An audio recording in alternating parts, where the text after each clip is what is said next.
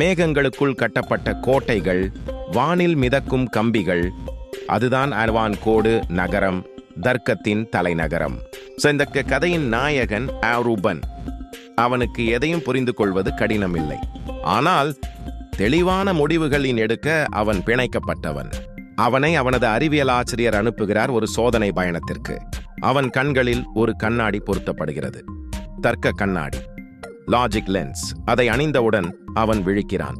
வானின் மத்தியில் ஒரு நகரத்தில், அது அனவான் கோடு நகரம். அங்கு எல்லா கட்டிடங்களும் தீர்மானங்களால் கட்டப்பட்டவை. அவன் சந்திக்கிறான் ஒரு வித்தியாசமான விலங்கின நபரை, டெக் தர்க். ஒரு தட்டையான முகம், வளைந்து பயணிக்கும் கை, கண்களில் புள்ளி கோடுகள்.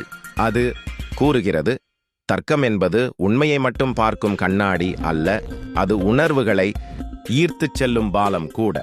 ரூபன் தனது பயணத்தில் 4 முக்கிய இடங்களில் செல்கிறான். 1. முடிவு கோபுரம்.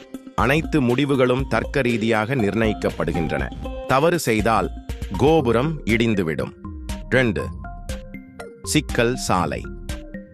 ஒரு கேள்விக்கு பல பதில்கள், ஆனால் ஒரே பதில் தர்க்கத்திற்கு ஏற்ப இருக்க வேண்டும்.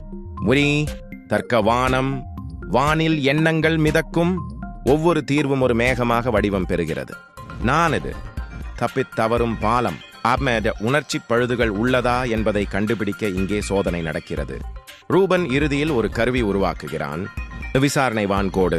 ஒரு கேள்விக்கான அனைத்து சாத்தியக்கூறுகளையும் வானில் வரைபடமாக காட்டும் வசதியான கருவி. அவன் பள்ளியில் தர்க்க வகுப்பு துவங்குகிறான்.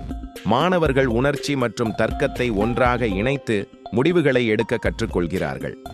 இறுதியில் டெக்தர்க் கூறுகிறது, உணர்வு இல்லாத தர்க்கம் ஒரு வெறும் கணக்கு. தர்க்கத்துடன் உணர்வும் இருந்தால் அது அறிவின் வான்கோடு ஆகும்.